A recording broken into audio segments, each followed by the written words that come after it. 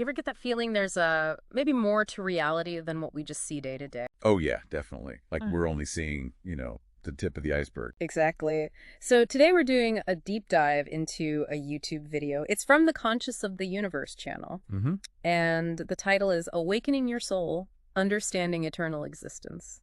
Quite a title. It is. And our goal here is really just to unpack the main ideas in this video, about what existence fundamentally is and maybe our place in it all. Right. Pull out some key things for people to, well, chew on. Precisely. See what resonates. Oh, okay. So the video kicks off with a really big concept, love. Mm-hmm. Not just, romance or affection, but love as the actual, fundamental energy source for everything. Yeah, they use this analogy, don't they, about a mother's love. They do. How it can overcome, any danger for her child. And they use that to say this kind of powerful, unconditional love is the bedrock of everything. What do you make of that? Well, it's interesting because it posits this primary force, right? Love as the spark. Uh-huh. So it implies that even if you think about, say, simulation theory or something, Yeah. there still has to be some source for that simulation. And the video is saying, well, that source is love. Ah, okay. So it's kind of pushing back against purely random or mechanical views of how things started. Exactly. It insists on an originating, conscious, maybe loving source. Okay, interesting. Then it shifts perspective a bit, makes it really personal. Right, the main character idea. Yeah. It says that in your own experience, you are the main character, not in an arrogant way. No. More like your perspective is the central one for your reality. You're not just a background character in somebody else's movie. Precisely. Yeah.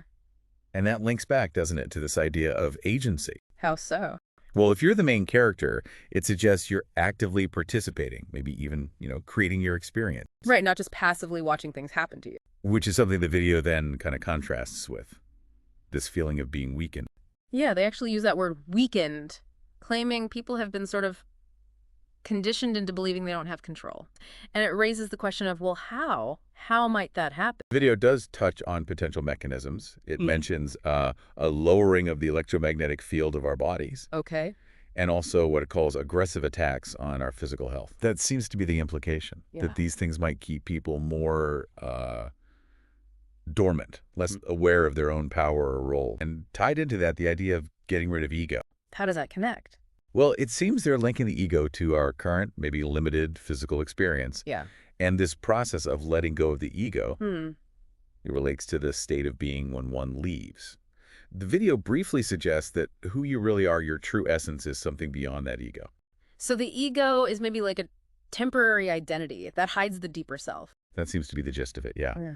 The true self transcends it. And finally, this notion that our true identity is something more than just our ego, something that continues on. So here's maybe a final thought to leave people with, building on that. Okay. If you really take seriously that idea from the video, that you are the main character of your experience, how might that actually change how you look at things? Hey everyone! Thanks for watching Two Pleiadians on a Pod. Don't forget to like, comment, and subscribe. We appreciate you.